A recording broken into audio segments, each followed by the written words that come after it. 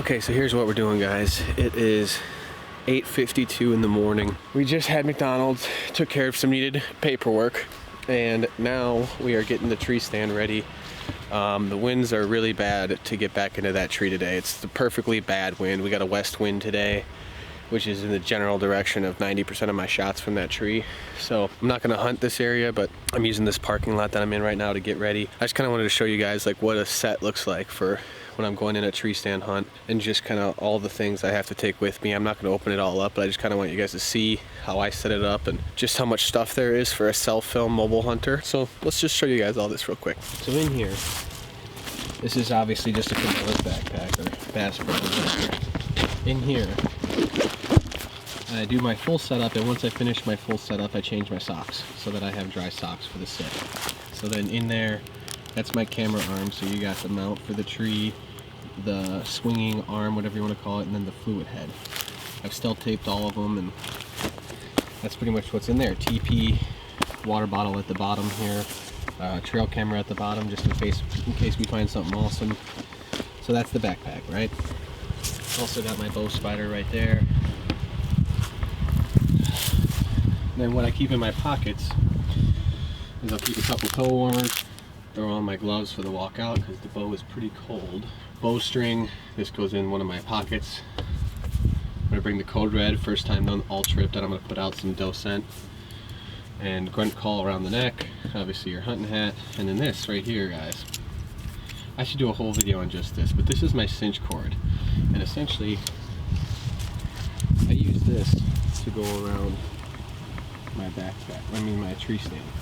So I got my tree stand, 3 sticks, GoPro Hero 5 on a clamp.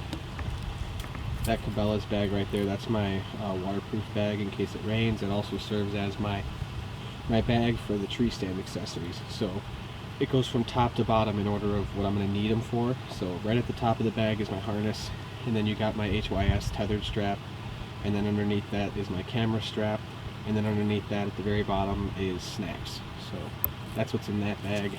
I call this my warm bag. So I've developed a little system where I keep my warm clothes. I won't wear them out. So I've got just these pants right now. Up top I just have my thinnest thermal and a vest. So that's all I would wear out so that I don't sweat during the setup, but inevitably you always sweat. So what that turns into is when I get there, I get the tree stand fully set up. I come down to the ground, I leave this at the base of the tree, and then I'll shed off my harness, take off my binos, and take off everything essentially, and I'll put on, there's a thick thermal for the top and the bottom in there, and then there's obviously the hoodie over all of it. So I put all that on, fresh socks, and then get back in the tree for the day, and that's kind of been my system, and it works really well. Also got my black rack antlers right there. Those lay over the top pretty nicely. And finally, we have this bag. So this bag is kind of a catch-all. I use this to hold the Canon during the climb. It also has all of my batteries. It also has my coffee. Oh, and the long lens for my Canon in case I want to switch lenses. So I know it's a lot. And then obviously you got your tree stand. So I got my Lone Wolf Assault 2 with the Lone Wolf sticks. And the Cabela's backpack. So I'll show you guys what it all looks like when it's together. But when it's all together, it weighs just over 50 pounds. And it's not fun to carry. But once it's set up, you're sitting like a king. So that's what mobile hunting as a self-filmer looks like, guys. No fun. So that's the final product, guys. I need a longer cinch cord. Look at that. Barely made it. So, believe it or not, that is more condensed than last year. Oh, and I almost forgot. So, I wear the binos. Got my rangefinder, branch butter, tags are in there. Obviously boots. And then I got my harness down there. Coffee here. And GoPro somewhere around here. Alright guys, ready to go out. 9:37. I'll probably be set up about just under 2 hours from now because I still gotta walk in, pick a tree, and then climb, obviously. So we're taking our time. We do have company, but who the hell knows where he went. And honestly, I gotta do my hunt, you know what I'm saying? There's almost 1,000 acres in here behind me, so to drive past it because you see one car is not gonna fly. So we got mostly west winds today, so it's a different wind, and had to stay out of the stand that I shot at that 8 yesterday, and the one that I ended up, not killing. So I could get down on myself and not hunt and cry like a little baby, and I gave it all I had. Blood dried up like a crazy, and we were following pin drops. It just, all signs were pointing to a muscle hit, and it's unfortunate, but he's gonna be fine, and we got 3 days left of the trip, so pitter patter, get at her. We're getting back in a tree, gonna pick out a new one, somewhere I've never been, or close to somewhere I've been, just not exactly, and we'll see how that goes. Got the stand, warm stuff's on the back, coming in pretty light, and obviously the old bow. Nice little squeak there.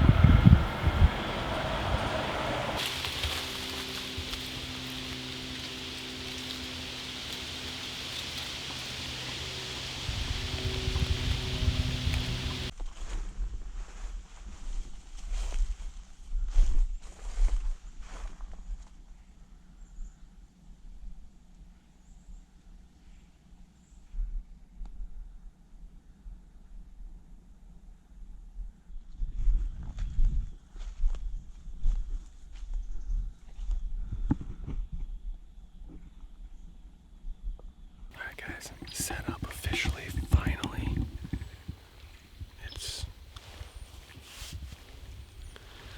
It's noon, 11:58 right now. Got about 5 hours. I just put my first code red of the season with doe estrus. Right over here, about 20 yards. I laid a line about 20 yards long, the whole bottle, dumped it. Right after I finished getting set up, I came down to the bottom of the tree to put on my warm stuff. And I'm literally changing out my thermals. During that time, a frickin' 8-point, not a big one, but definitely shooter for me, came just strolling through this little CRP here. And kinda moseyed his way up this big hill behind me. It's funny, when I started walking out, I was thinking I was gonna sit the field edge, and then I ended up walking all the way into the bottom. Oh boy, it's gonna be a rodeo if we get one, but shots are gonna be close here. I really only got, I can see forever, but I'm in such a, there's a squirrel. I'm in such a thicket down here that really the shots are all 20 or less. And I think we're gonna see a lot of deer tonight, I have a feeling. I'm slightly leaning this way, but not like uncomfortably so, but I don't like this tree as much as the one yesterday, but it feels like it's in a better spot than my previous tree. My previous tree was more so like a observational type spot. This is more of a kill sit, in my opinion. We're in the very bottom, and we got bedding all around us. And about 600 yards that way, there's private and a big pond, and all these fingers bleed down into here, into this one straightaway. One thing is, they got this groomed path here. They put them all through the woods now, so it's hard to get away from them. But I feel like I'm deep enough, and I haven't seen any sign of any other hunters all the way in here, so we got good trails around us, nothing crazy.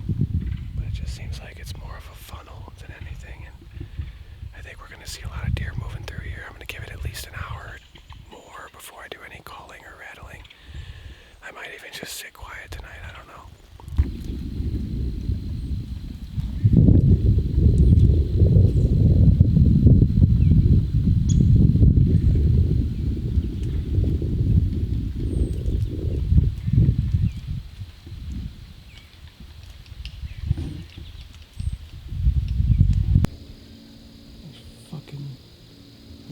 Women walking the fucking trails right now, talking loud as hell on November fucking 7th.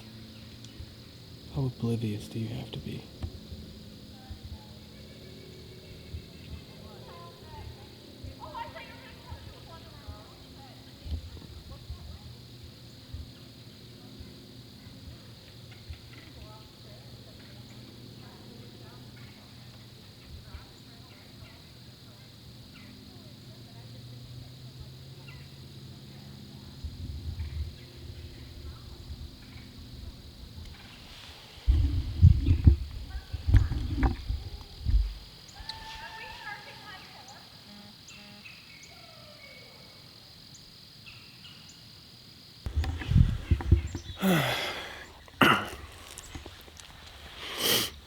Can't believe I'm saying this, but I'm gonna pack it up. After those women came through, that sucks, you know? And not to mention, it's hard to see it, but this tree is kind of like this. It's killing my back, and then there's also like a knot. You see that knot? That knot's just digging into my back, and even if I stand up, I'm still leaning. I can't get comfortable in this tree. It just blows, the big one. And what blows more than that is the amount of time that I have spent getting into this tree, and now I'm going to spend tearing it down and walking all the way back up there.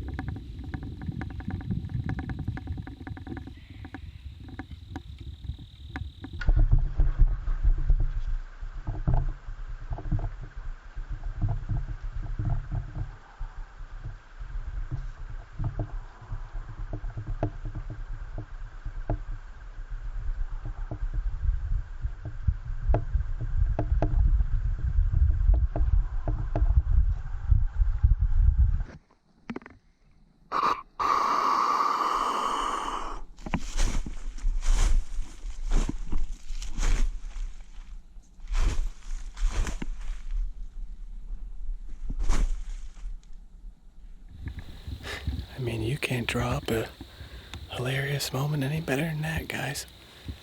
I get my backpack finalized, and I'm literally about to stand up and pick it up, and I look around, and I catch movement, and a stick break over here, and it's that same 8-point. He came back. He blew about 900 times, but he didn't leave the area, and then I think I got footage of him on the Canon, kind of about 60 yards up the hill, just cruising through, so I tried to grunt him back, do a little snort wheeze, and he gone. The more I think about it, the more I'm thinking I might go ground the rest of the trip, but I don't know just yet. I just know that this hill is gonna blow. So, without further ado, let's walk about 3/4 of a mile uphill, all the way back to the truck. I wonder if this video is at all showing how steep this hill is. Probably not.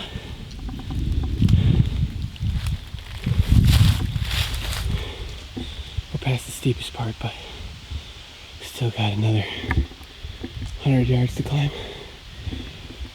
Fuck yeah, let's do this. This is what we live for, baby.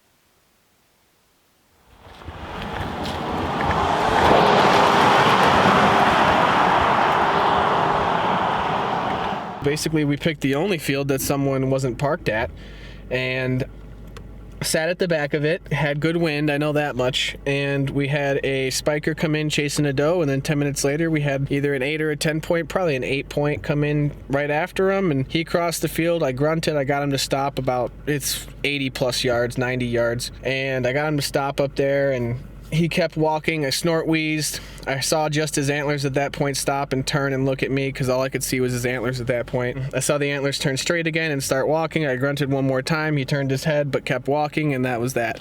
So unexpected, exciting evening, kind of a weird day, but in total we saw 5 deer while hunting today and a bunch more while driving around. So I can't say I haven't had action, guys. This is the most action-packed hunt I've ever been on in my life. Unfortunately, you know, we lost one, but is what it is. He's gonna live, and we gave it our all trying to find him, and now we got to move on with the rest of the trip. So hopefully we got Wednesday and Thursday left.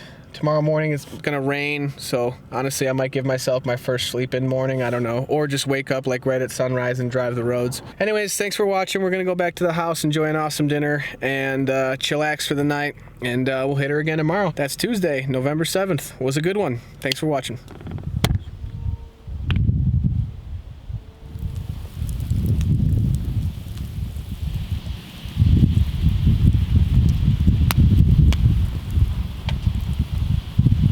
I mean, it's not like it was bonkers, but for public it kind of was. You know, see the same buck twice in a middle of the day sit. It was like 11 and then like 1:30 when I saw him. They could have been moving because there's so many of hunters. I was thinking about that too. That's why I just picked the one furthest away from everybody. I picked, you know, past the long field. It was the last field that I could sit.